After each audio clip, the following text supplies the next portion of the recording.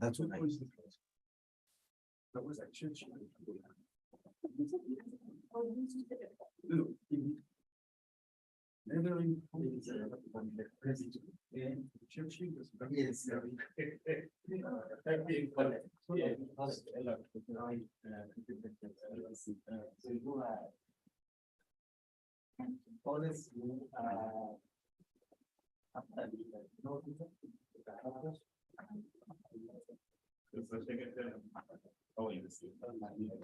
Morning, Karan. Good morning. Afternoon. Good afternoon in Namibia. Okay. Right?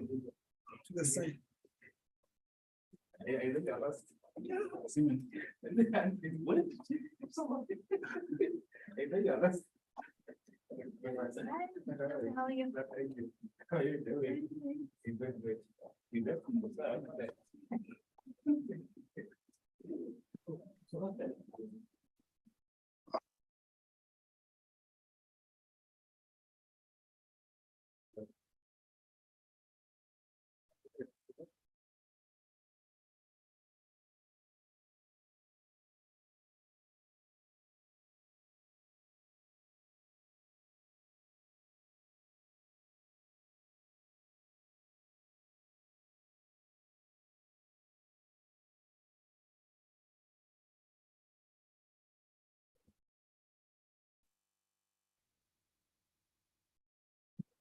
Hi, Manuela. Good to see you. Same. How are you? Yeah, I missed Dinesh? you last I week. know. I missed you while you were in DC. Yeah. Right. I hope you and Willie had a good time at the conference. Yeah. Right. Yeah. Yeah. This is cool.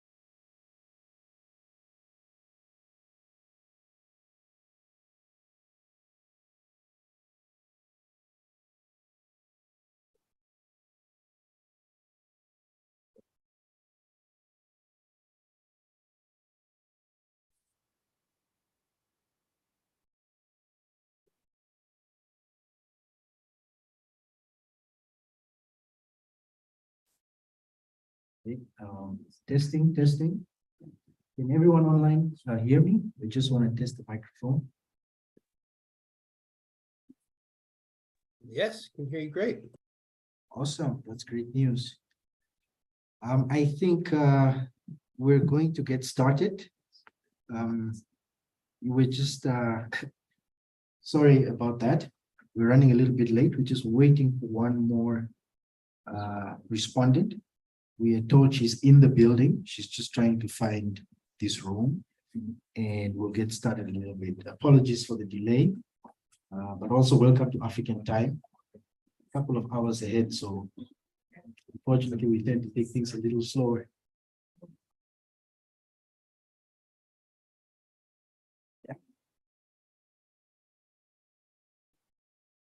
If I'm talking from Guinea, can you hear us? Just a confirmation from the online colleagues. Can you hear me? Yes, we can. Oh, okay. All right, everyone. Thank you so much for being here. My name is John Haufiku. I'm the Director for Corporate Engagement and Internationalization. I hope the colleagues online can also see me. If you can't see me, I will at some point during the discussion, probably be in your frame. So good morning, and I hope everything is going well for you there in the US. Thank Hello. Everything is you. well here. Yes. Thank you. Yep. Thank Thank you. Yeah, it's It's morning good to- over there, it's afternoon here. So yeah, I was just thinking. So anyway, ladies and gentlemen, welcome to the Generative AI in Education and Research, a hybrid panel discussion, essentially between Namibia and the USA. So I was asked by Dr. Colin Stanley, who is the Assistant Vice Chancellor here, responsible for research, innovation, and development, and say, hey, I know we talk a lot about AI. Wouldn't you be interested in standing in, or at least just helping us moderate the program? And I was quite excited because AI, as somebody who's in the humanities, who writes a lot of text, and sometimes I get an hour's notice to come up with text that often should take 5 days to generate. I thought, well, this is an excellent opportunity to hear what are the industry experts, whether it's outside of higher education, but also inside, how are they maneuvering this new development? Just a fun fact, I read an interesting post the other day, and it was a husband who was complaining about, constantly having to, chat with his wife who is studying in another country. And in the comments, someone said, well, if you're tired of texting or emailing or whatever you're doing, just go to ChatGPT and ask them to come up with some conversation starters for you, so you keep using that text. And the underlying message read, modern problems require modern solutions. So that I thought was quite funny, but I think it puts into perspective what we're going to discuss today, albeit in a more educational context. Just some house rules before we get started. I understand there is one speaker who might need to leave us early. So Dr. Emanuela Dieva will be our first panelist to just open the session for us. You're going to have about 7 to 10 minutes. If you could keep it at 8 minutes, I'll be quite grateful. And then we're going to alternate between local speakers and our guests from the US who are coming in online. So we're first going to have Dr. Dieva, and then I'm going to move to Professor Atli Kamundani, and then we're going to come back to Dr. Crampton, and then we're going to move to Dr. Kloppers, and so forth in an alternating fashion. So I think without wasting any more time, since we're running a little behind schedule, I'd just like to welcome everyone here once again. And please ask if Dr. Delva is ready to give her presentation. Maybe just share on the screen. Hi, I'm here. Can you hear me okay? Excellent. We can hear you loud and clear. Perfect. I don't have a PowerPoint presentation, so yeah, so I can go ahead and get started if that's okay. Yeah, that's fine. You are the Okay. presentation. So we'll Okay. Sounds good. Great. Thank you, everyone. Thank you to the organizers for the opportunity to join you all today. On behalf of my colleagues in the technology division of our Innovation Technology and Research Hub at USAID. I'm delighted to be part of this esteemed panel and share a little bit of how USAID approaches AI tools and technologies, including the recent buzz around Gen AI. So as we know, AI use has been steadily growing across sectors in international development. However, we aren't seeing the same level of AI uptake in all sectors. Some application areas, such as health and agriculture, have seen greater experimentation with AI for remote disease diagnostics, better targeting treatments for patients, or for better predicting crop yields based on changing climate and weather predictions. However, what we're seeing in education and research, that in those particular domains, AI is still nascent with respect to their use in USA partner countries. Regardless of the heterogeneous pace, of AI adoption, we believe in the long term that AI will impact developing countries differently than developed countries. This is because of the various inequalities we see in digital ecosystems. For example, lack of local data, lack of local talent and expertise, and lack of or inadequate AI governance. These inequalities translate to AI-related harms, such as bias, exclusion, and lack of opportunities, disproportionately impacting those most vulnerable in our communities. There is also a risk of AI being used for intentional harm by malicious actors, and in contexts where there are authoritarian-leaning governments. We have already seen, unfortunately, examples of AI being used to survey and oppress minorities and spread disinformation, as well as exacerbate gender-based violence. However, it's not too late to act, and we can make sure that any AI investments we make in development are also addressing these fundamental AI ecosystem issues. While we might be laser focused on the use of AI to solve a particular problem, we must also realize that for any AI application to scale responsibly, the enabling environment must also be strengthened. So to that end, USAID released its first AI action plan last year to articulate how we can do this. This must strengthen data systems in countries where we work. We must build capacity for responsible AI where we work. And we must ensure there is a plan for AI governance that respects people's rights, protect their data, and protect their privacy. It's incumbent on all of us to ask ourselves if we are pushing on these challenges every time we do an AI project. With ChatGPT and other Gen AI tools becoming part of the AI narrative in the past year, we are seeing so much hype for the use of these tools across a range of application areas, and education and research is no different. As with any other form of AI, there are both benefits and risks with this technology. On one hand, it can offer great efficiencies in the education space by helping to summarize material, create first drafts of text, and making desk research easier. However, on the other hand, let's also keep in mind how these tools were built. Right, so ChatGPT was built using material that is available on the internet and primarily in English.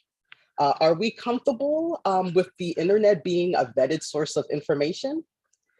Just as we ask our students to double check what they read on Wikipedia, we should be training our students to be skeptical of what ChatGPT produces.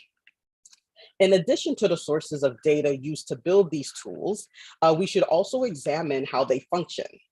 They first have a tendency to hallucinate, right? So this means that ChatGPT and its ilk can just make up stuff in order to respond to a prompt. Gen AI also doesn't reliably cite sources and is usually unable to resolve logical inconsistencies in questions or prompts. These tools also don't have what's called a long-term memory. So they might not be able to read through a 300-page document and remember what was on page 1. And they also don't have a value system, right? So it's not difficult, excuse me, to trick them into saying something racist or sexist, or to give you a recipe on how to build a bomb. In short, they are programmed to give us answers to prompts, even if they are incorrect, illogical, or harmful. It is therefore critical for educators, students, and researchers to be very clear on the benefits and the shortcomings of these tools, and to be better consumers of these products. It is important, at minimum, to know how to ask ChatGPT questions, how to double check its results, and to use it with integrity. Universities should promote these skills and start to establish best practices for the use of these technologies. For example, you could require that any use of Gen AI tool for producing new material is clearly disclosed. Our general observation about these tools is that they are just that, tools. We should use them to assist us, but we should be sure not to be over-reliant on them, excuse me. From USAID's perspective, we also think about the fact that the responses ChatGPT generate is built on an internet that is heavily skewed towards the global north. Hundreds of languages are not represented online, and neither are their points of view or cultural nuances. We need to think more broadly about how the widespread use of these tools is inadvertently reinforcing and amplifying a certain set of voices in the world. A question I want us to all keep in the back of our minds is, how can we work to make these tools more relevant to the global majority? This is why, for today's discussion, I really want to draw our attention to the piece about building capacity for responsible AI that I mentioned before. This is where our university partners can play a critical role. As we discuss how these new Gen AI tools are impacting education and research, I also want us to think about how education can help nurture future responsible and ethical AI technologists and researchers globally. We care about this because we realize that just as AI is only as good as the data sets it's built on, it is also only as good as the people who built it, right? So we need more points of view for building, shaping, and critiquing AI as we enter this brave new world. One project that USAID is working on through this end is through a partnership with Mozilla Foundation, where we are supporting them in expanding their responsible computing challenge beyond the United States. This challenge offers grants to selected higher education and other training institutions to rethink and revamp their computing-related curriculum, including computer science, data science, and AI, to account for the potential implications of these technologies in different cultural contexts and with different populations as well. The goal is to train the next generation of technologists with interdisciplinarity and ethics across their entire curricula so that they have a foundational understanding of the social impact of the tools they create. So far, we have awarded 8 grants to higher education institutions in Kenya and received 41 applications in India, with the announcements of those winners coming soon. And we are also planning to launch additional challenges in Ghana and South Africa in 2024. And lastly, we will also launch a responsible computing institute where we will share these learning across all these countries and expand our initiative more globally. So with that, I will stop there, and thank you again for the opportunity to be here with you all today, and I look forward to the discussion. Thank you so much. I think that was quite insightful. I'm already tempted to ask you a few questions, but I have to be curtailed by the program. So please, I have a few questions, and we have a panelist here. As you know, this delegation here or group is largely represented by the Namibia University of Science and Technology, but we have also invited colleagues from UNAM, which is the University of Namibia, as well as the International University of Management short IUM. So we have Dr. Shipekela and also Ms. Victoria Mashela, who are both from our sister institutions, and they will also be participating in the panel discussions after all your presentations. So thank you so much for that, Doc. It was quite mind-opening and interesting perspectives shared there on Gen AI. We're going to move into our next speaker. We've heard from the USA, and now we bring it closer to home. Dr. Liana Kloppers, the floor is yours to give us your statement. Thank you. Thank you. Good afternoon, everyone. I'll be building on what the first speaker, the issues that the first speaker raised. She gave a very good overview of the AI landscape and the issues that we are dealing with. And I'm going to hone in specifically to higher education, the use of AI in higher education, and the whole question that we are having these days among the academics is having AI like ChatGPT, is it a threat or is it an opportunity? And I'll share a few thoughts about it. So when it comes to the use of ChatGPT, you would find that the academics are divided. There are some who feel that it should be banned. We should take very strict measures to make sure that students are not able to use it and to maintain the academic integrity. And this is very important. And then on the other hand, there are those who welcome this because of the opportunity that it provides. So there is two sides to it. And as the first speaker has already alluded to it, there are some setbacks to ChatGPT. It's not perfect, and there are challenges when we use it in an academic setup. So I'll first look at why it can be a challenge. Now, our first speaker already spoke to the aspects of that it may have information that's misleading, or it can give you information that is not 100% accurate. And the other researchers have also spoken about the worry that the use of ChatGPT, the students will have an unhealthy dependence on it, and they would stop thinking. I'm not too sure if you've heard about this book when Google was prevalent, which said, is Google making us stupid? So there are always concerns when academics come across these high-tech tools that they feel that students will stop using their minds. And it is a valid point. I mean, sometimes I find that I rely too much on the spell checker and not on my own mind to when I write something to spell. So it is very easy to become very dependent on technology. The threat to academic integrity is real. We must make sure that we uphold it, because without academic integrity, the university has absolutely no value. So we must ensure that our graduates are actually doing the work, and when they do graduate, they are actually well equipped, and that qualification means something.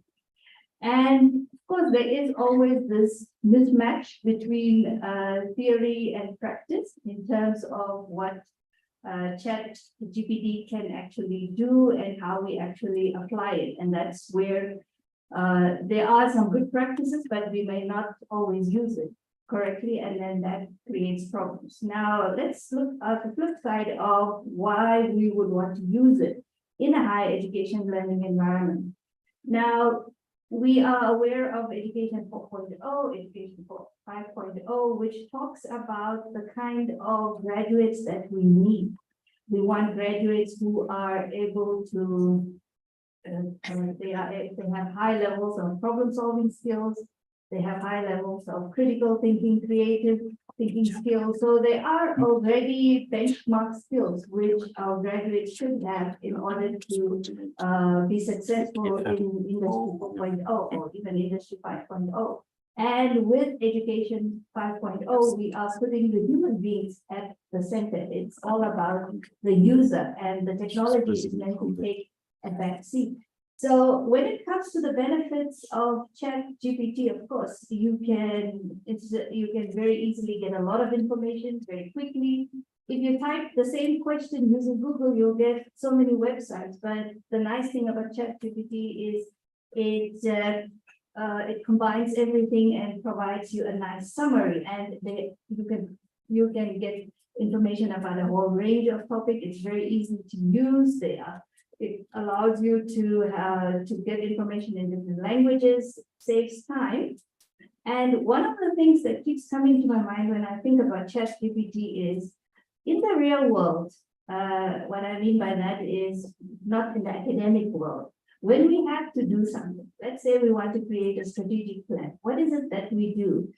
Do we not, or if I want to find out how to use a certain technique or a tool, would I not go to my colleague and talk to my colleague and find out how they do something? So in the real world, we do actually, or outside the academic world, we do collaborate. We do engage with each other. We do brainstorm. But why is it when it comes to the academic world, we suddenly say that's plagiarism, that's cheating? Are we not training them for the real world?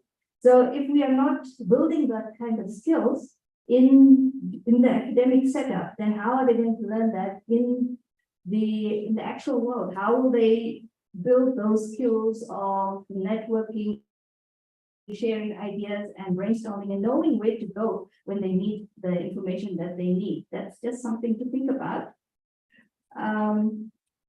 Now, the other aspect that when we look at ChatGPT, when I was putting this presentation together, the one thought that kept coming to my mind, which you might have perhaps know about, is it says, there's a saying that says that don't put new wine in old wineskins, because when you do that, the old wineskins will burst and you will lose the new one. And to a large extent, when it comes to integrating technology in academic setup, this is what we do. We keep the old model and then we try to integrate the new ones in there. Not even integrated, we just kind of put a sticky tape and put it on top. And then we don't see the effects or the impact that it should have. So if we are, and a lot of the resistance to ChatGPT comes from that, because we think about the fact that students should write the traditional essays, students should pass examinations. And we close the door to so many different types of assessments where ChatGPT can actually play a big role. I've now mentioned on the slide a few assessment options like flipped classrooms, or actually teaching, learning and assessment options, project-based learning, problem-based learning, scenario, case studies, and even the old traditional writing essays. The ChatGPT doesn't have to be your enemy when you use this kind of techniques. It can actually be your friend. It all depends on how you use it. We send the student to the library. After that, we send them to Wikipedia. After that, we send them to Google. Why can't we send them to ChatGPT just for the information source? And after that, we provide the support and mentoring to be able to develop the skills that we want them to develop. Now, the last point that I want to mention is one of the aspects which I realized as I was reading about ChatGPT is that when it comes to implementation, we always look at it from the student's perspective. We look at it, there's a lot of discussions from the lecturer's perspective, but we don't take a holistic view when it comes to ChatGPT. So if we are going to effectively implement it and reap the benefits of ChatGPT, which they are quite a lot, and it actually will allow us to develop the skills that Industry 4.0 needs, we need to take a more holistic approach. It's not enough to just train the lecturer. It's not enough to just ask the student to not use ChatGPT. At an institutional level, you need policies and procedures. You need to provide the training and support. And we need to open up to different forms of expression, and we need to also start valuing the assessment process together with the assessment product. Most of the times we only focus on the assessment product, and we need to have a monitoring and evaluation approach because the technology is going to keep growing. ChatGPT will continue to learn, and if you're not going to keep learning with it, you'll still fall behind. And with that, I will conclude my presentation. Thank you. Well, thank you so much, Dr. Clovers, for that fantastic presentation. Some ideas really coming out there strongly is this idea you're saying, well, we could just treat ChatGPT as if though it's a peer that we are approaching to give us some guidance, right? So I think that's quite interesting. And again, I'm tempted to get into a discussion, but I'm going to rather open the floor for a speaker from the Old Dominion University, Dr. Helen Crampton. I hope you are ready to give your talk. And just a reminder to members in the audience, online, as well as our respondents here, to just please note down the points you would like us to discuss with the panelists, which we'll open up shortly. Dr. Crampton, over to you. Thank you very much. Is my microphone on? I'm just confirming because I can't see it. We can hear you fine, thanks. Yes, lovely. Okay, so potential and pitfalls of generative AI, Gen AI in education. So I am talking, like my colleagues, on the issue of ChatGPT. However, I do want to point out that ChatGPT is just one of many. OpenAI gave Microsoft gave $1 billion to OpenAI to develop ChatGPT. And since then, they've given it 10 billion. So this is only the start. As well, since then, we've got Microsoft ChatGPT, got Google Bard, Anthropic Claude, Apple GPT. And in fact, looking at these, many haven't actually heard of Claude, the middle one there, but that's kind of second at the moment in place to ChatGPT. So I'm actually going to take it a little bit back to basics. Quite often we're presenting and some people have used ChatGPT, others have not used it at all. So I want to give a fast overview here. So ChatGPT, as well as these, is a form of chatbot. Many of us have got used to these on all sorts of websites where we kind of have that conversation with kind of a computer, which it's all a computer, but you can tell you're talking and it understands basic things like here, there's a person looking for a watch and it's going to help them find a watch. However, ChatGPT is at a completely different level. And in many ways, it's like talking to an expert being. If we've got any film people in the audience, things like Jarvis of Iron Man, you know, like a human form, but they can answer questions just like a computer, like an expert being, or Data from Star Trek. So they answer questions. But you might, if you've not been on ChatGPT, think, well, we've always had something that answers questions. We've had Google. So Google, the home of ubiquitous answers, you can just ask a question and it comes up. And like the colleagues have said before, it sends you to websites. And in fact, that's not really changed in the last 20 years. All that's changed in the last few years, and you've probably noticed, is the amount of advertisements at the top. Now, if you understand that 58% of Google's revenue comes from Google search advertisements, that makes a lot more sense. But so you get through the advertisements and you get to websites to find what you're looking for. Like I've asked the question here, what are Newton's laws of motion? And it's taken me to advertisements and websites where I can find the answer. Now, if you put into ChatGPT and it has a similar box at the bottom, what are Newton's laws of motion? Instead of sending you to websites, it tells you directly. So those have not been on it. It's certainly worth the experience. You might come to many of these presentations, but unless you experience it and understand and interact with it, that's when you really get to understand the capabilities of this technology, this tool, which, again, as my colleagues have said, it is only a tool, but it's a very, very powerful tool. In history, we've had three major turning points in education. The Gutenberg printing press, printing books for everybody, so knowledge was extended to all. Then the internet, and then ChatGPT. Again, we're calling it ChatGPT, but it's multiple tools like ChatGPT that are completely changing the educational landscape.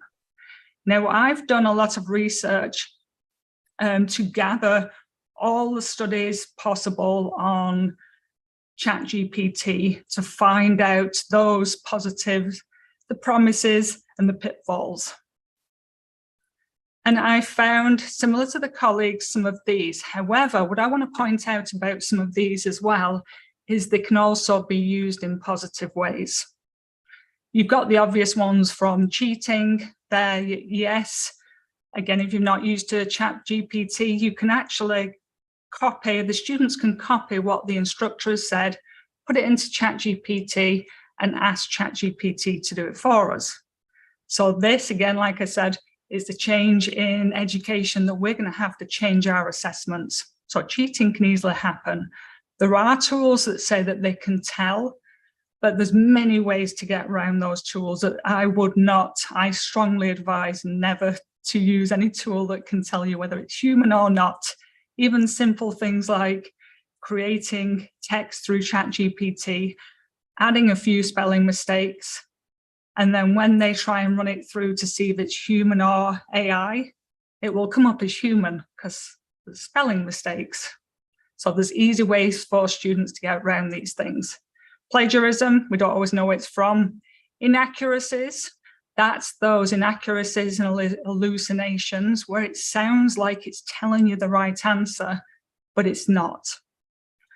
Bias, the first speaker, Manuela, said that very well as well, that it's trained on internet information and Wikipedia and a few other things. And so all that bias from the internet has been put into this tool. Now they have tweaked the algorithm to avoid some of these things, but you will still see bias. And I'm kind of putting bias and harmful use here. There was the earlier example about the bomb. Originally, what they did is they said, okay, if anyone asked how to make a Molotov cocktail, a bomb, ChatGPT will come back and say, no, we will not tell you that. But again, people found ways of trying to get around it, saying, oh, we're making a play. It's all make-believe. It's not true. We're all friendly and we're making this play. And so-and-so asked a friend, how do you make a Molotov cocktail? And it ended up telling them the answer. So since then, though, you try and ask ChatGPT to make a bomb, make a racial comment, or any of these things, it will actually not do it. It will stop that completely. So they are changing things as they're going along. But going back to thinking about how we can use these cheating, plagiarism, bias, inaccuracies, having students, in fact, my term paper has been changed completely. I'm not having them writing paper. I'm having ChatGPT write the paper and they can critique it.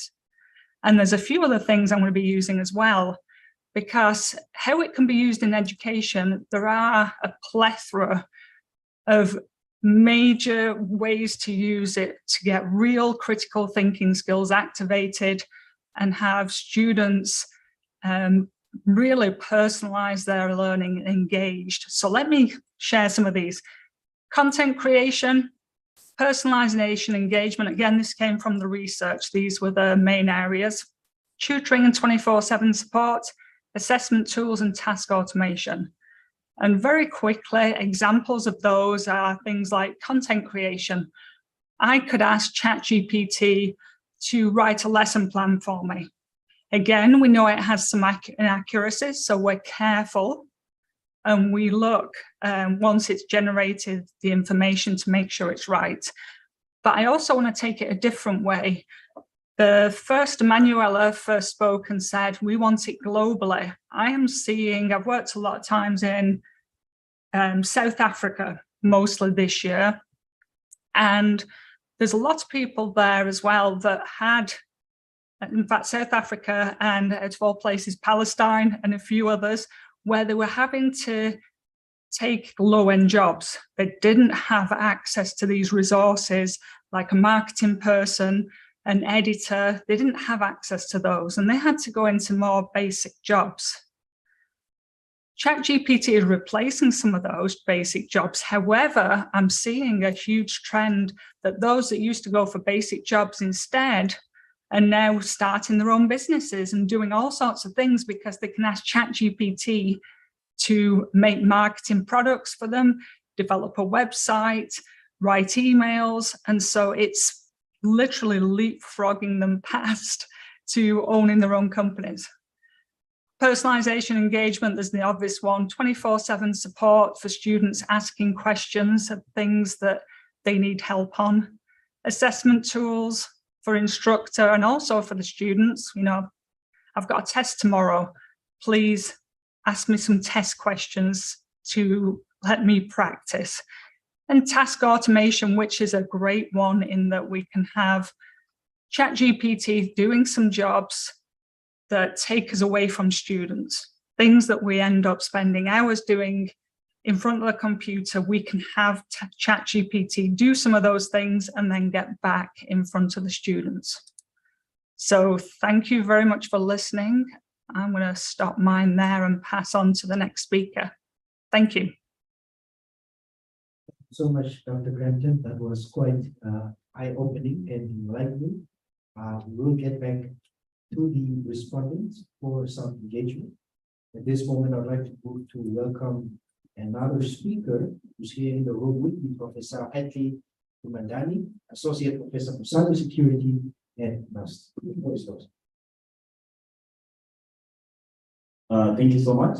I'm going to also add on top of what the previous speakers have already highlighted, but my focus mainly is inclined towards the cybersecurity aspects around having AI in the education space. So one of the key aspects I will really emphasize and highlight, one which was already mentioned from the first speaker, is around the privacy concerns. So building on that, one of the key precautions that is normally being highlighted around using AI is also when you're even typing those prompts in ChatGPT, do not actually type in or put in personalized information, because the next iteration in terms of improvement of those models is going to be spitting out your personal information.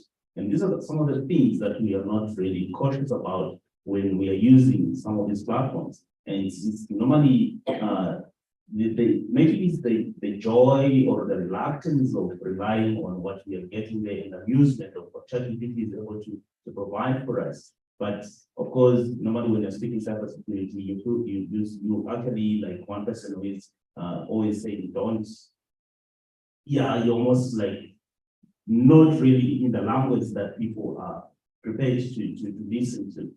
And the other concern as well, in terms of the accuracy of the information that you're actually getting out there from some of these generative models, is you're actually typing in your prompts. So is there transparency in terms of where the data sets that have been trained or where it's actually getting the information that is actually coming from? Because we don't have that. So that black box kind of an approach is also a bit of a concern.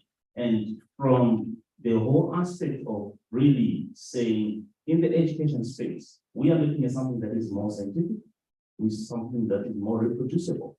We are looking at how did you arrive at the conclusions that you have arrived? If you just type in a prompt and ChatGPT spit it out and answer for you, and are you able to really explain the process? Are you able to even tell what exactly is behind even the code that you just used at the end of the day for those?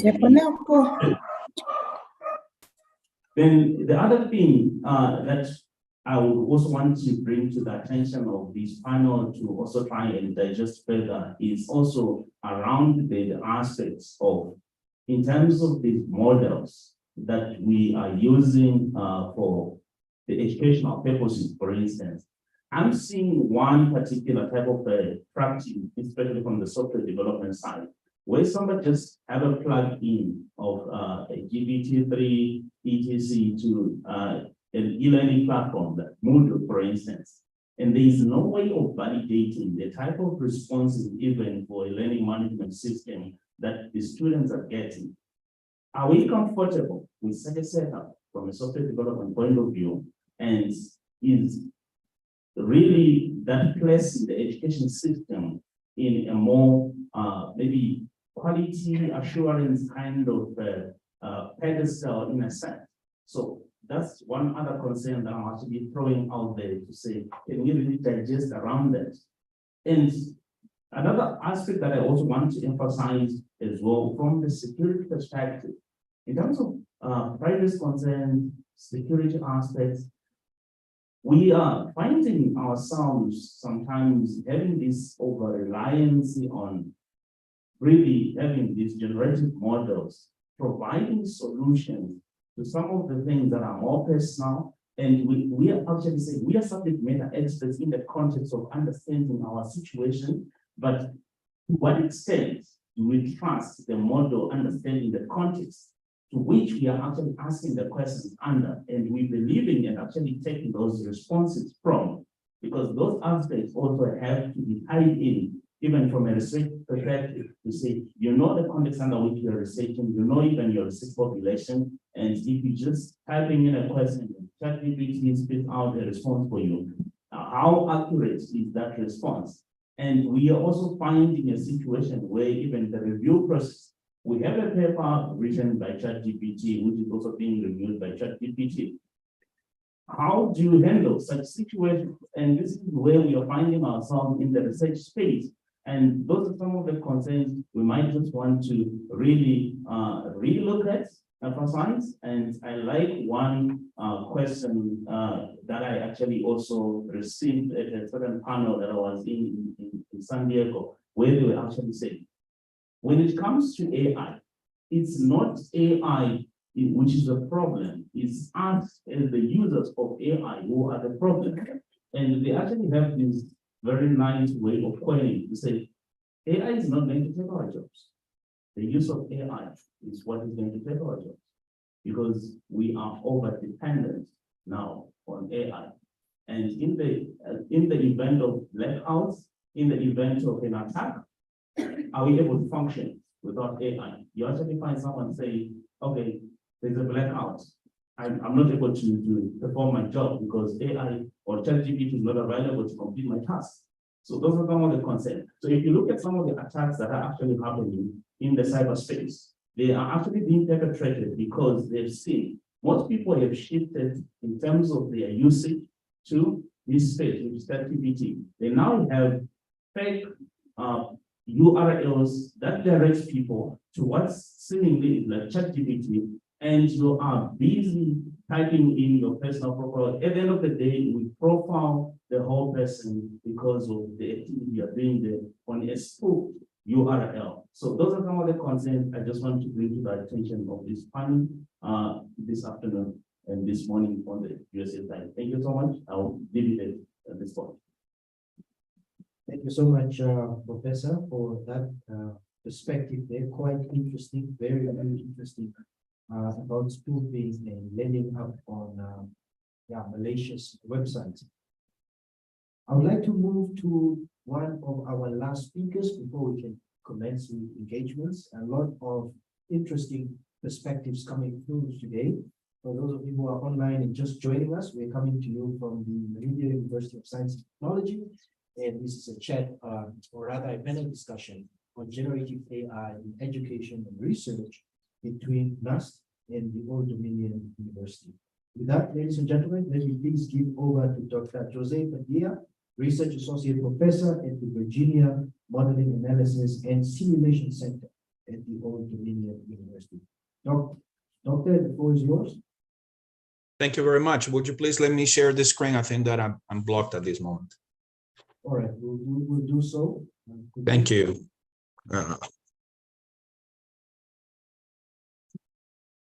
First of all, thank you very much for the invitation. Much appreciated. I just wanted to provide kind of some of the specifics, at least on the way that we see it at our lab of Old Dominion University.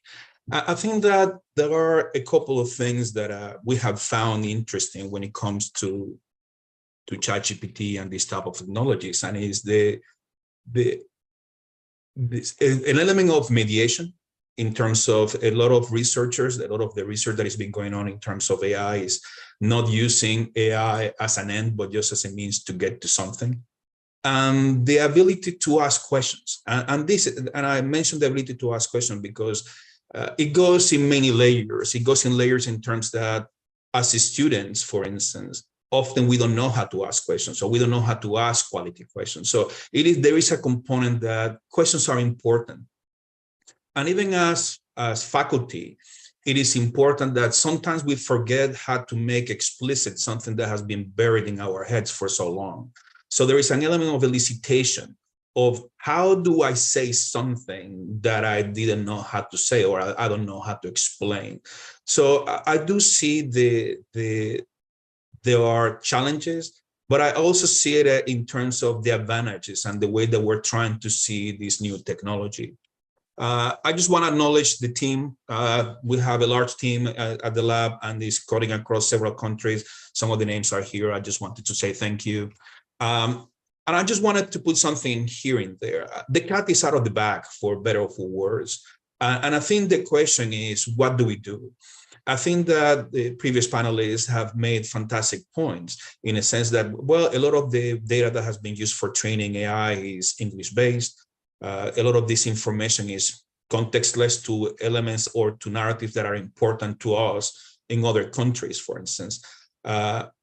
But the cat is out of the bag. So the question is, what do we do? What do we do with this behemoth that is coming? It's both a threat and an opportunity. We recognize that. But still, what do? We recognize, as Atlee mentioned, that it's really AI is not the problem. It is us that we're the problem. So really the issue that we see in AI is a symptom of a major problem. It's a problem at the end of the day. It's a problem of humanity, if you want to call it that way. The challenge that we have is, what do we do with this thing? Or what do we do with this beast? The approach that we have used in this particular case, and I wanted to mention, as I mentioned initially, is more like, how do we use it as a mediation component? In the context that we do work, in the research that we do, is interdisciplinary in nature.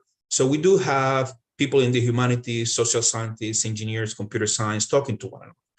The challenge is that we do have diverging views. We do have diverging contexts. What we're trying to do in this case is using AI with the assistance of modeling and simulation to facilitate this discussion, using it as a mediating tool in terms that we're able to say, well, what do you mean by that? We're always asking the same question, because even though we may be communicating in a common language, we say English, there is a lot of ambiguities of what we say. There is lack of precision of what we say. So what we have found, or at least what we're trying to further explore, is how do we do that balance? How we're able to get information out of our heads and trying to see how we can say it better. How can we communicate that better to people or to audiences that are not the same one that we're accustomed to deal with? So in the context of that, what we have been using AI is along those lines, is how do we model? At least for us, this is important. How do we achieve that mediation? How do we achieve that collaboration? And how do we enhance that communication with AI? So in this case, one of the exercises, we have done a couple of exercises. One of those exercises is that, how do we conceptualize? We all are modelers to some way of form, but how do we make those concepts of those ideas explicit? And how do we share it with somebody else? In this particular case, for us, it's really important that if we do have observations, any person, let's say social scientists, biologists, etc., is able to have questions. How do we take those observations and make them something that is computable in nature? And that's the extreme case. We haven't been able to arrive at that point. We have been able to arrive to a middle ground. How do we communicate with one another? What do we use to communicate with one another? So in that sense, we started this discussion. I think the diagram on the left was created circa 2022 October. And just with the arrival of this tool in the last few months, we have been able to implement another tool and being able to obtain more sophisticated information, for lack of a better word, richer in terms of information and richer in terms of context, and even in a matter that is structured, so we can have that gamut that goes beyond, that goes between people that, in this case, we're working with people that deal with narratives, with people that deal with the structured information. So what we're looking is that how do we, what is the sweet spot, or what are the different models or perspectives that we need to have to be able to have a conversation across domains? Contextualize, I misspelled something like that there. And it goes back to the point of Emanuela was saying at the beginning, is that how do we do this thing? This is driven by English-speaking countries and by English-driven information. How do we contextualize it to our own context? So how do we contextualize it to contexts that haven't found their way there yet? So one of the things that we're trying to do is just fine-tuning information with local information. In this particular case, we are using information from the context of refugee situation, in this case, the migration situation in Colombia, and we're able to say, how do we fine tune this information that we have? How do we take a model, in this case, we're using a meta model, in order to be able to obtain and to contextualize that information. So we're able to ask questions that are relevant to that particular context. So the question again is the challenge. The cat is out of the bag. What is it that we need to do in order to be able to provide the context of the people that are not there? At that moment is reaching out to your universities, of course. One of the reasons why we're participating in this case, in this forum, in order to be able to say, how do we contextualize this to local information? That's all I have to say. Thank you. Thank you so much, Doctor, for that insightful presentation, as well as asking some key questions about where to from here. I would like to just thank all the panelists for giving their perspectives, and I think I'm going to move straight into the respondents to give us their perspective. But before we do that, I just want to get a clear indication, and this is really a yes or no question, right? And I'm going to start with the people in the room, and then we're going to move over to our guests who are online. So the question is really simple. And the question is, generative AI such as GPT, do we think it's a good thing? Yes, we should allow students and everybody wants to use it in a university context. Or do we say at this point it creates more harm? So if the answer is yes, I just want you to raise your hand. If the answer is no, right? You believe this is a problem, whether it's the students who start, doesn't matter the scope. But if you believe that right now this is a bad thing, it shouldn't be used, it should be controlled first, keep your hands down. But if you think where ChatGPT is now, it's just another peer review that you are doing, checking with somebody else, as was shared by some of the speakers. So please put up your hand. I just want to see where we are in terms of sentiments. Okay. That's a lot of heads. I hope some heads go up with peer pressure. It's a genuine position. Well, so everyone online, I hope you saw those heads. It's quite overwhelming this side. I'm just curious. Can someone just take it at the beginning? I just okay. Let me just. Prof, can you just check in the chat section? I think there are messages there about not hearing.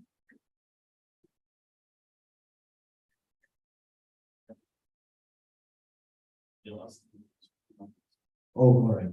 Okay, I hope they can hear now. So we're just asking if, based on the panelists who are online, what is your view, or rather, is it yes or no at this moment in time? Should we proceed with saying it's okay to have students use ChatGPT or not?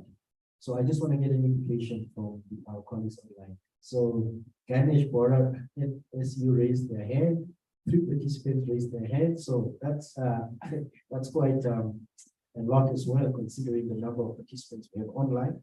So it has been established, right, in this room that as we speak, we are saying ChatGPT is actually fine to use for students.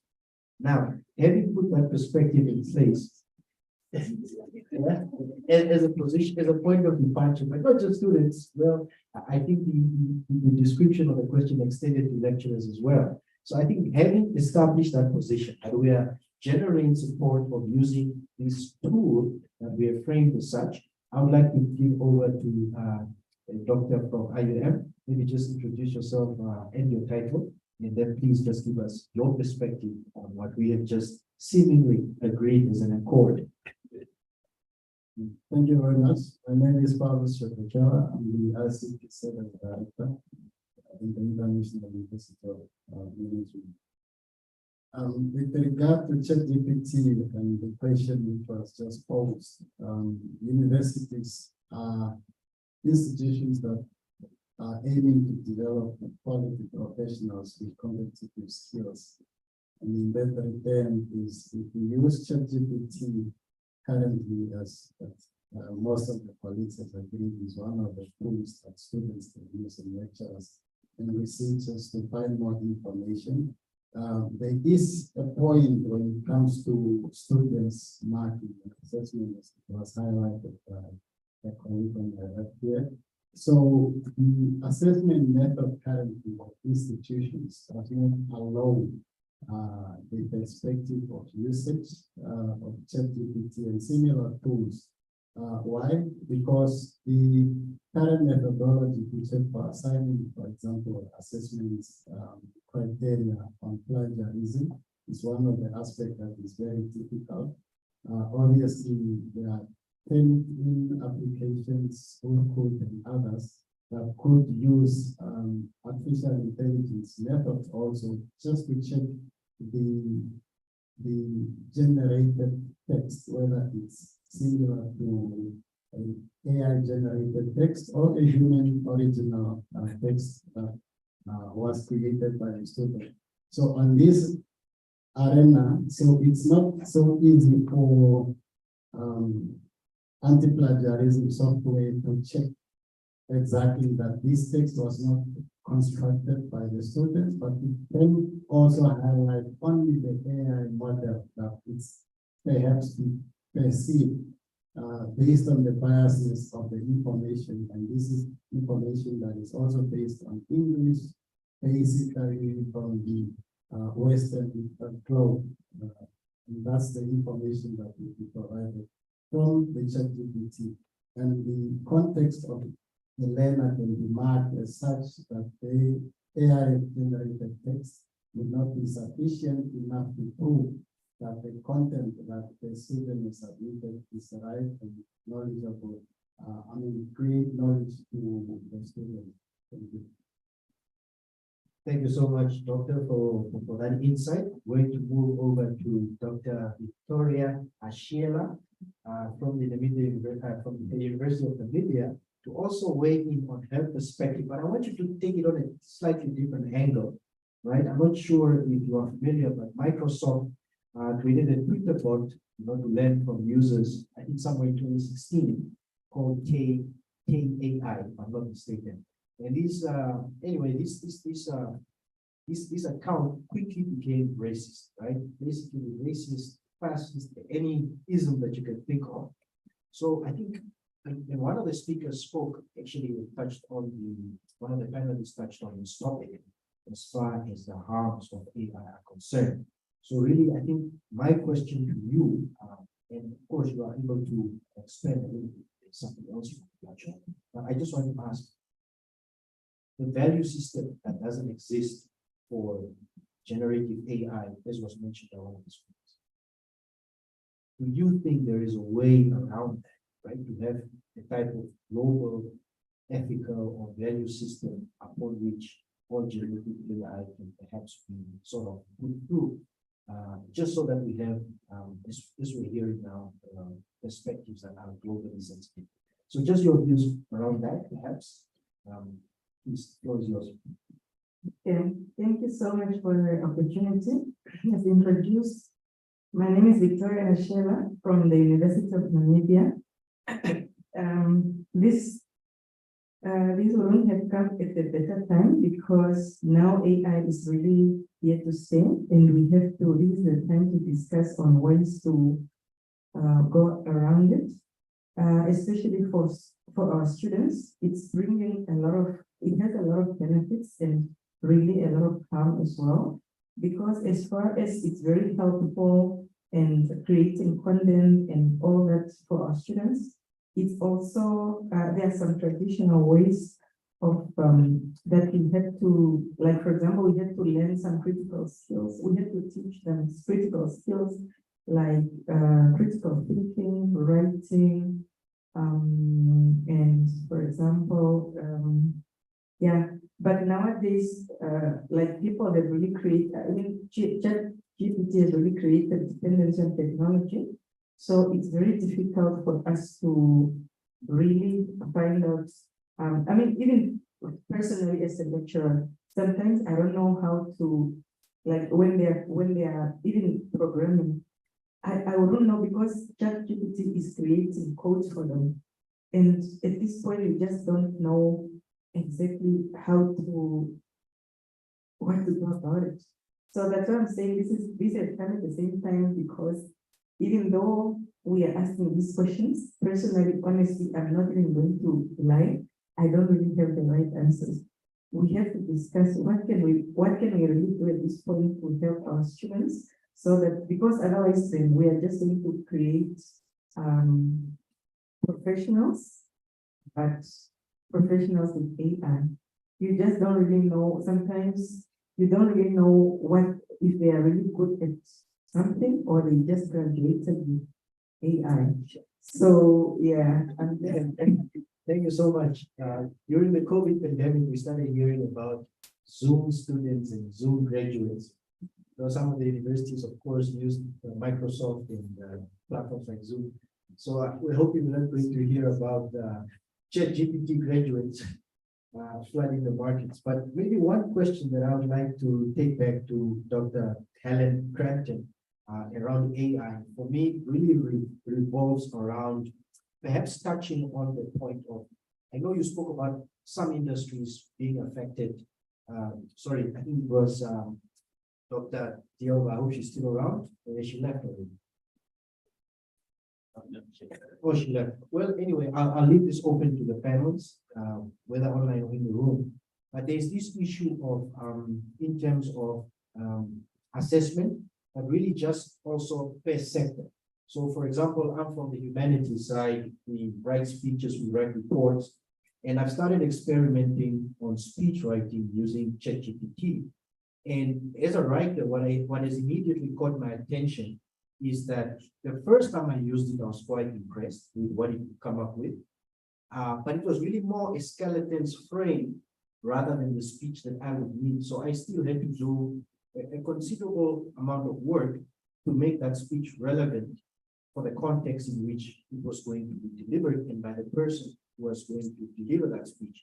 So in speech preparation, you don't just prepare a speech, you look at the person, you look at their level of thinking, level of speaking, and you try and write a speech that suits their personality, their character, and their level of education or areas of interest. So you look at all these things, and I found it quite difficult to give appropriate prompts that could have that effect.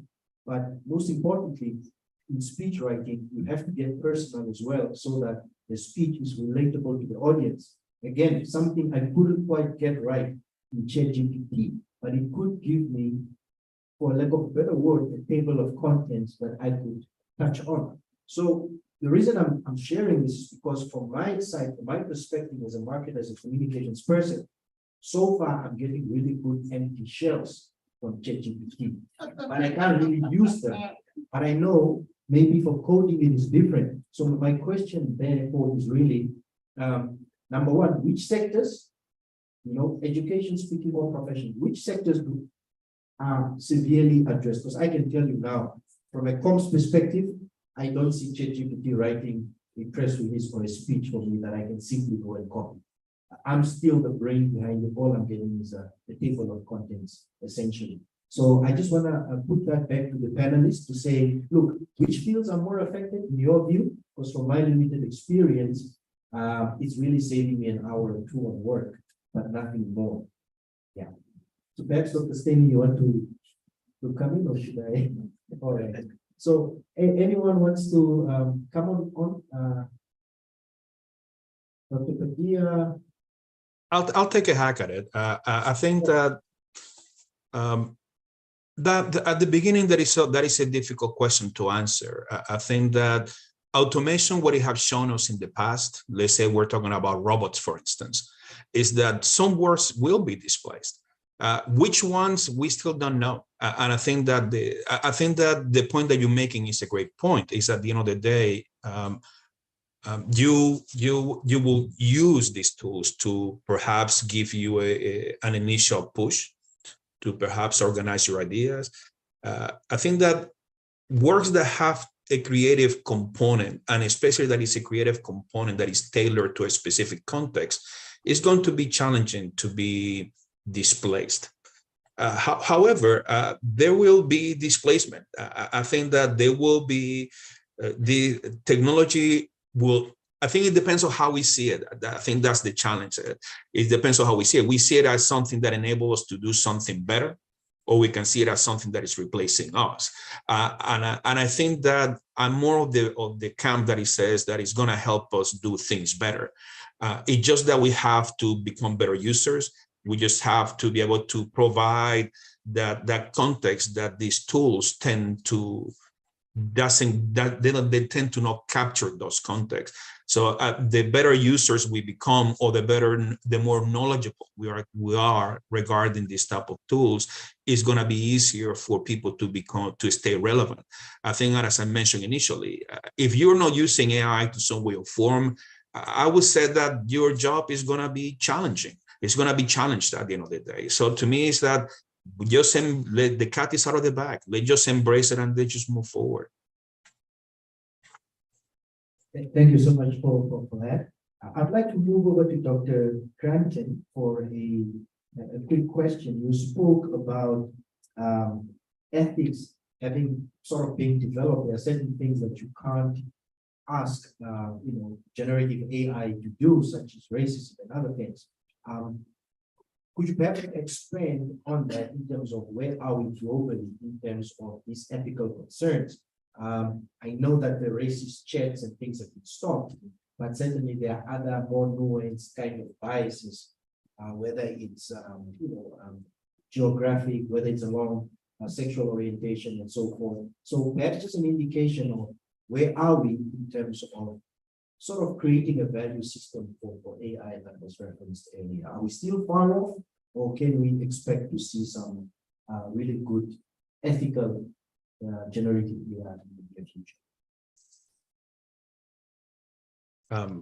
Anybody want to take a hack? I can. I don't want to take all the. Yeah. The answer. All right.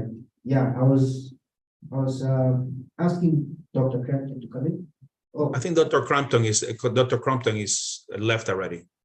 Oh, she's already gone. Dr. All right. Crampton and Dr. Delva had to leave at 10 o'clock, I believe, so they're no longer yes. on. All right, no, it's fine. We'll give it to someone in the room. Please, it was yours, Professor.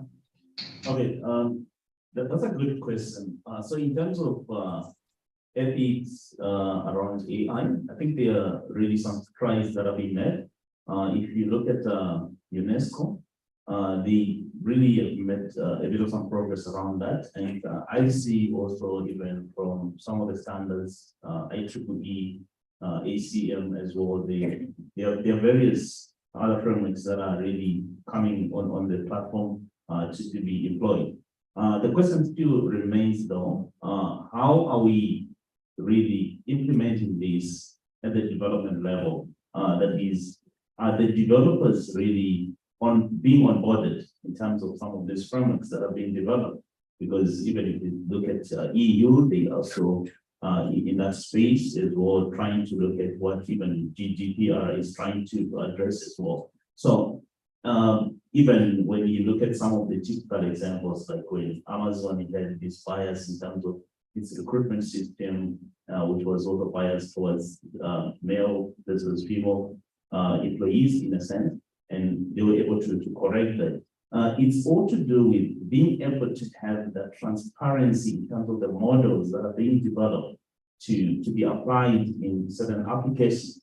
That's the only way we are able to say, yes, this AI model is not biased, but as long as we don't understand or are able to describe the data set that is being used to develop those models, then there is no way we can actually say with certainty that we have addressed some of the biases in a sense. Yes, we can have as good as model, some of the frameworks that are guiding towards, let's say, equality, etc. But as long as we don't have some metrics to measure the effectiveness of how they are being employed, we still have that serious concern around some of the black box approach in terms of even the application or the development side. So I would say from the development side, we need to have an entry point that is very clear and transparent for us being able to say, yes, we have addressed this. Otherwise, it remains one of the challenges still unsolved. No, thank you very much. Let's come back to the classroom quickly in higher education. I think there was an idea floating around elicitation of ideas. I think it was Dr. Vidia who touched on that, but there were similar notions shared also by Dr. Shetekela here from IUM. I think he spoke something about assessment methods in answering the question. And I remember very vividly when I did my postgraduate program, the final exam was an interview, right? It was not a written paper. It was not an assignment that I needed to give in. It was a 2-hour-long interview on my subject. So I think, given some of the ideas we've heard here, it sounds as if we're saying, look, we can use ChatGPT to generate question papers, for example, or papers, and ask students to critique those papers, right? That's an idea that came. But in terms of as far as final assessment is concerned, if you change the methodology for assessment, you might be a step closer to eliminating whatever auxiliary help the student has from a platform like ChatGPT. So even the coding, for example, perhaps the exam can change from sitting behind a desk and solving a problem to having a controlled environment and simply see if the person can do it. So I know from a human resource perspective that becomes quite challenging. But again, if you ask ChatGPT to mark that, you probably spend half the time or less just going over to make sure whether the marking has been done in conjunction with the scoring memo or whatever you want to call it. So I think just some interesting questions there, and I want to just put it out there to the panelists. And I will give over to the members in the audience. So if you have a question, please, I'll open it up now. But I just want to ask, it seems like we are saying ChatGPT can work, but we need to change a few things such as our assessment model. So are there any practical ideas around how that could happen? So again, let me maybe give over to Dr. Padilla. If you could just come in there, please. Sure. I think that the challenge that we have as educators is how do we assess that the students are learning, and how do we assess that they are not cheating? I think that those seems to be the most pressing questions that academics have regarding the use of these particular tools.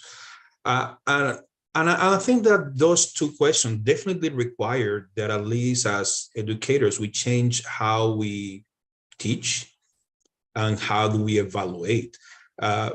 What those changes are, I could guess, but I think that is part of the discussion of using this type of tools. I think that is important. You're able to say, well, how do we use it in our curriculum every day?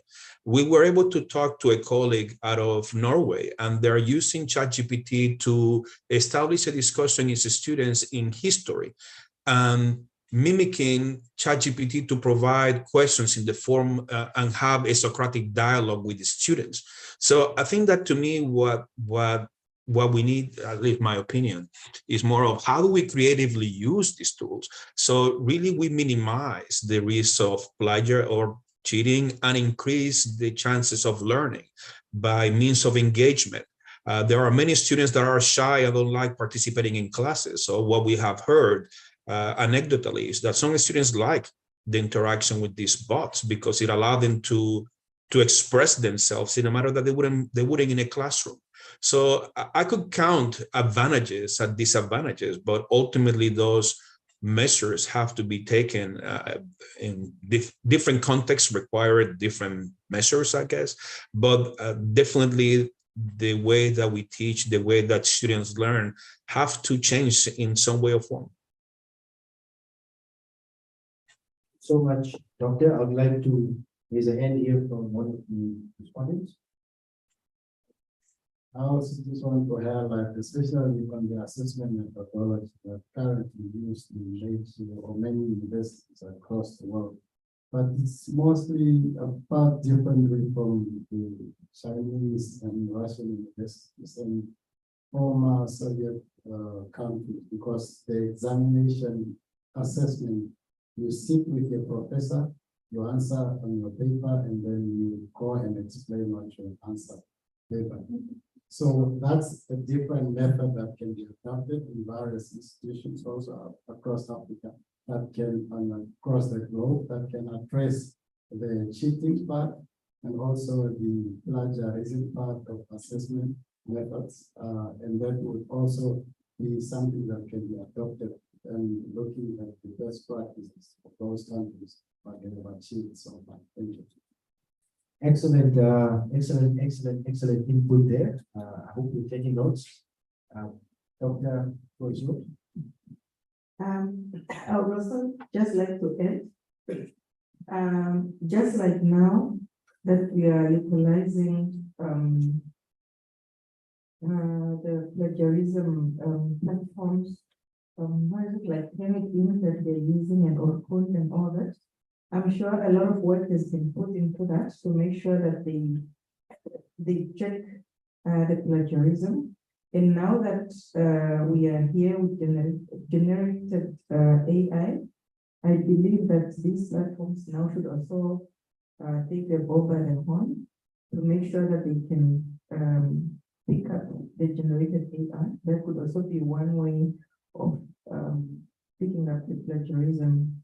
I mean, just like, when we have antivirus and viruses, the antiviruses also pick up, they try to stay and to make sure that they pick up these viruses. It's the same thing as well. Since these platforms will pick up the plagiarism, I'm sure at the same time now, it will also work on picking up the generated AI. Yeah, thank you so much. I would like to just quickly, before you come in, Prof, our members in the audience have a chance to contribute. So I'd just like to open it up for anyone. Oh, Dr. Stan. Yeah, thank you so much to everyone that has spoken. Very, very interesting. But for mine is more of a common, open problem that we all also think about. We are talking about pre-trained generated text. And we have seen also that we all have to make sure that data should be global and we should input our indigenous knowledge. But then also, there is always a misunderstanding that this is just text, steps that helps you to solve the problem.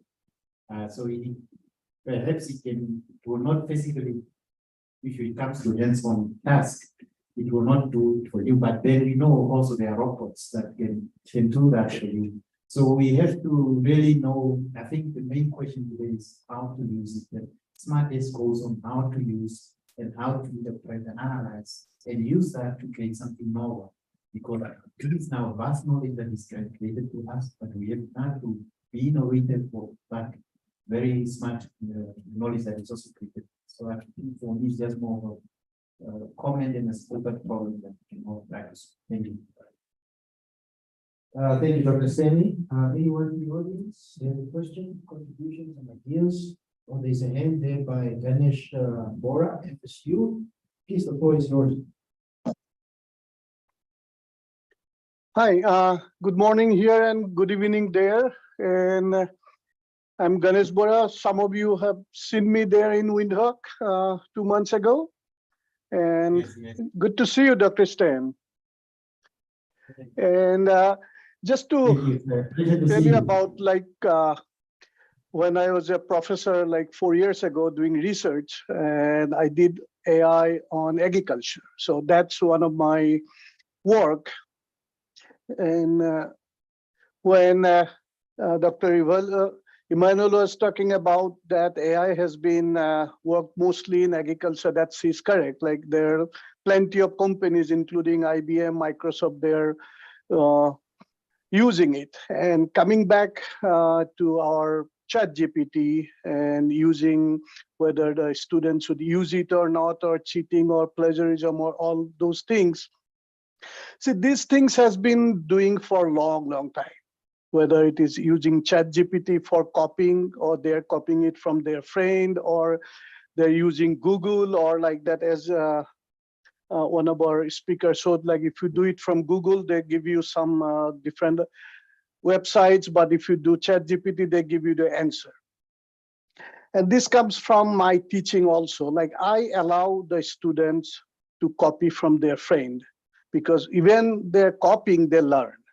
So our main goal is to learn how the students learn. So it's depends on the teacher, depends on the professor, individual case. It's not generalized solution. Every professor, every teacher has to take their own ideas, own.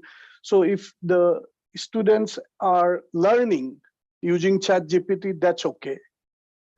If they're cheating, they're just copying it and they're putting it to the submission, that should not be okay. So the professor will have to look into whether the students are learning or not. It goes back to what Dr. Pedia was saying, assessment of learning, how the students are learning. So that should be case. Like when the social media came in, some teachers used it, some universities used it, some did not. So it's there. So the cat is out of the bag, as everybody's saying. So it's all depends on the teacher who is teaching and his or her way of assessing the students are learning or not. The ChatGPT will be there, and sometime like after 5 years, another tool will come. So we have to deal with that. With that, thank you so much. And I have been listening. It was very excellent discussion going on. And thank you, Dr. Karan, for inviting us. So much. Thank you so much. Thank you so much, all the way from Venezuela, right? Oh, thank you so much. Yeah, a lot of interesting. That's a very radical take there, but I like it. You know, let the students use it. Let them copy as long as they're learning. They're assessing that they are learning, because that's the objective. So I think that's a profound position to take, and I hope you can expand on that. Any questions or comments from the audience? No, very shy audience today, just here to listen. Yeah, that's also fine, as long as you are learning. I would like to give over to Professor. He had his hand up earlier on, and then I think I'm going to move so that we have concluding statements. Thank you. Oh, thank you. I just wanted to point out to say Eternity, which is one of the platforms we are using, it has that feature of checking in AI components, but the accuracy of it maybe is something that we might want to really interrogate to say how far accurate it is, because it checks two aspects: similarity index, and it also checks the AI component to say how much of this text was generated from any of the generative models, for instance. So I think they are already playing in the space. I was just trying to respond to our colleague. Yeah, in a sense. So maybe the other last point, because myself I'm also jumping off the next 2 minutes. Maybe I can just conclude from my side. Yes, sure. I would actually like a situation where at least we have an understanding from the education side to say, yes, these platforms like ChatGPT, how do we integrate them into the mainstream teaching and learning in a more productive way? Because that's actually one of the questions I think you pose on. I like one of the lecturers who once said they have this approach to say they could say ChatGPT has generated some text, and they ask their students to critique that text. So it's a certain level in terms of now helping them to exercise the critical thinking skills instead of just being regurgitating or just prioritizing on ChatGPT saying without even thinking about what it's saying. Critic, what is really missing from this text? What do you think is accurate from this text that should be generated with ChatGPT? So I think we could really try to think along those lines as well, because one of the aspects that we find very suffocating, as long as we simply say, as long as they're copying, they are learning, to what extent are they learning from the copy? We need to start also having some measures in terms of how do we measure the level of learning they're actually getting out of that. Like, so that we don't end up saying, we now have ChatGPT graduates out of this whole. Thank you so much. Thank you so much, Professor. I would like to hand over to the Cloppers to just also give their last statement. Thank you. Thank you. From my Thank you. From my side, I would like to see more discussions at the university level among the academics, but also to have a more holistic approach to looking at this and not just looking at it from the teacher's perspective or from the student's perspective, but from a university, what would be our standpoint, and to collectively make a decision on that, because many times we just leave it to the lecturer and the student, and we don't look at what needs to change in the institution to be able to benefit from tools such as this. So I hope there will be more discussions on this. Thank you. Thank you so much. Last statement there from the Cloppers. I'd like to hand over to Dr. Dia to give his closing statement.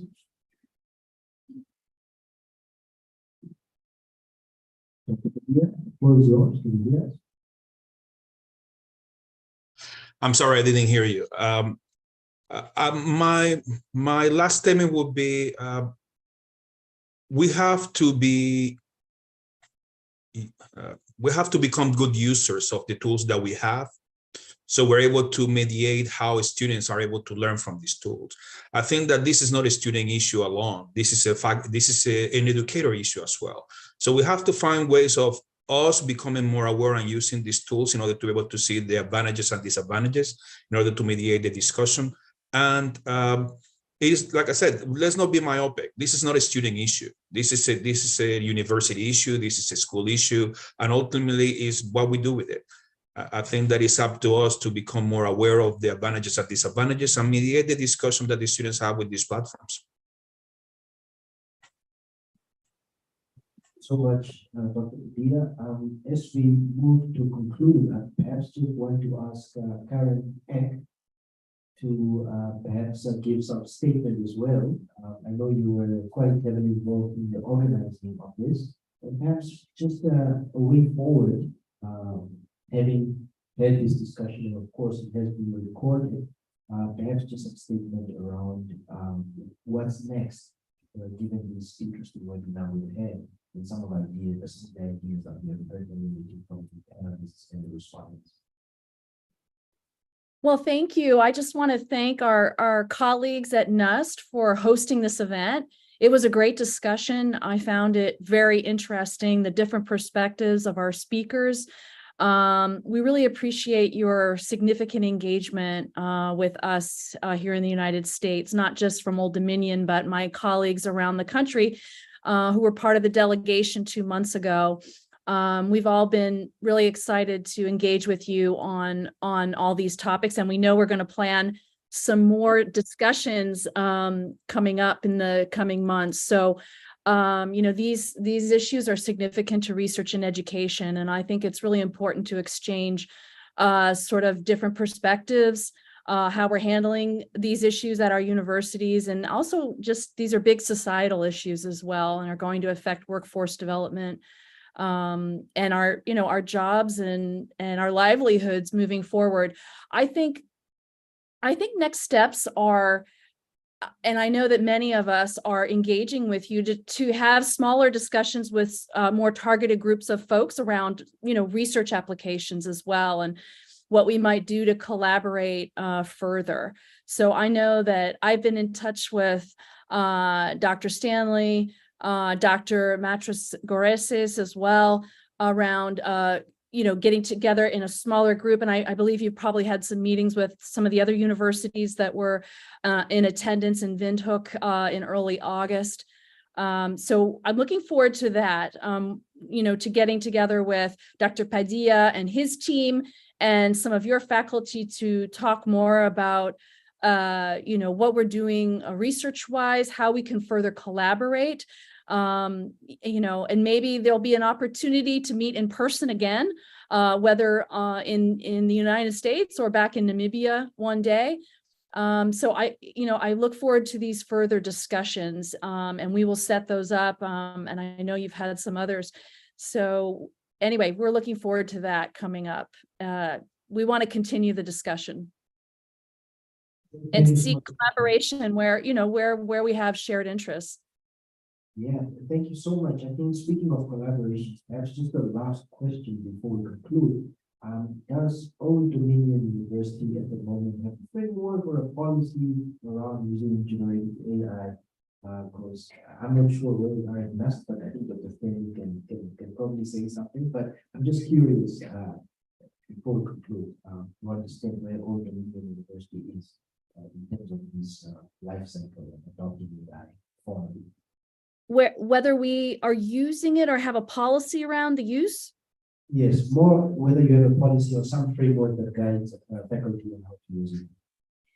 So actually, my understanding, and Dr. Padilla, let me know if this is correct, is that we don't currently have a policy per se, but we do have a Center for Faculty Development.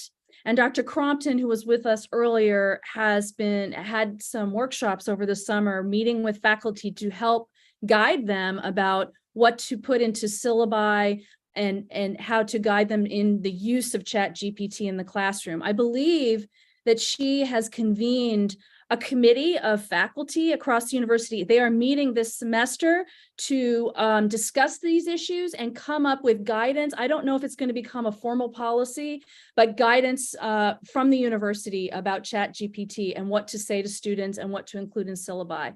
Dr. Padilla, is that your understanding as well? That is my understanding as well. I did see an email coming, I think was from the president of the university, convening this committee in order to be able to establish some form of guidelines for the AI use, but that's as much as I know. Right. And so one of my questions to you at NUST is the university taking action to develop guidance or any kind of policy around ChatGPT? Thank you. That's a very good question that you're asking. We just recently presented our ethics policy at the council, and then that question also came in, how you handle these generated or these emerging technologies. And from our thinking now, we have very abstract way of just referring to digital systems or artificial systems, and then we have the normal way of how to educate, to support things that have been cheated or just plug and play or data that is fake. But we are saying that it's more about bringing awareness, especially like what we are doing today, to educate our students and our educators on the right use of these emerging artificial intelligence tools. So yes, we haven't yet put down detailed guidelines because it's a very fast-moving thing. How often will you change your policies to catch it? No, thanks. Excellent thoughts there, and I think NUST will definitely be quite interested in carrying on what outcomes you have at Old Dominion as far as generative AI is concerned. Being in the media office, I think so far received quite a number of queries from the independent media organizations asking how have universities responded to this new technology and whether we've incorporated it in class. And yeah, that's been a question that has been lingering and we haven't quite answered it at this point. So we would be quite interested collaborating in that space, find out what you are adopting as best practice or even emerging practice, since this is such a rapidly evolving field.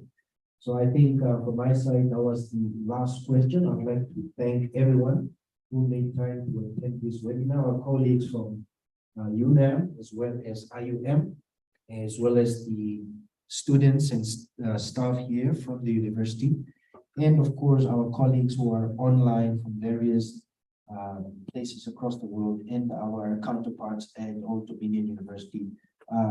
We are extending warm gratitude for your time and participation here, and look forward to engaging further on this onion that we are still peeling layer by layer. So thank you so much. This is the end of our webinar. We will be in touch. If anyone is interested in the video or so forth, please just leave a message to chat with your email, and we'll make sure that we get maybe a link, and then we can send you this webinar. Thank you so much. Have a wonderful day. Goodbye. Thank you. Thank you.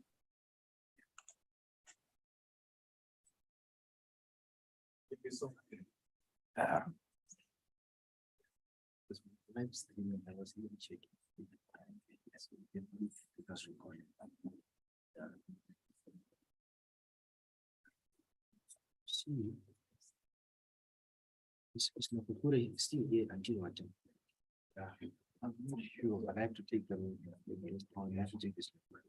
But anyway, because no, I just wanted. No, I wanted to go set up. So we had a meeting at 6:50. I thought this venue. I might use it. I might use it. I might just do it from the office.